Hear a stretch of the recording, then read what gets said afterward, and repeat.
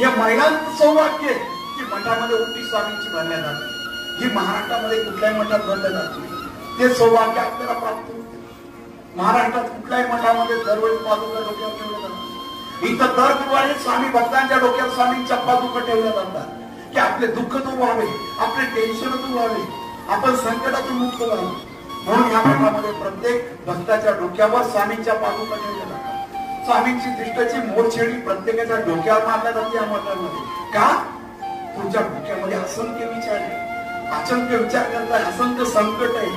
प्रत्येक संकटाला तुम्ही तोंड देताय, त्या तोंडातून तुम्ही बाहेर गेलो, त्या संकटातून बाहेर. म्हणून ती मोरछेडी प्रत्येकाच्या डोक्यावर मारल्या जाते. त्या संकटातून दूर या मठामध्ये केलं जातं. हे वैभव आपल्या मठाला प्राप्त झालेले आहे. म्हणून या मठामध्ये या मठामध्ये दर गुरुवारी स्वामींची महाआरती असते. महाआरतीमध्ये महाराजांचा प्रत्येक कल्पोट शृंगार असतो. दर्शन करा, स्वामी आलेले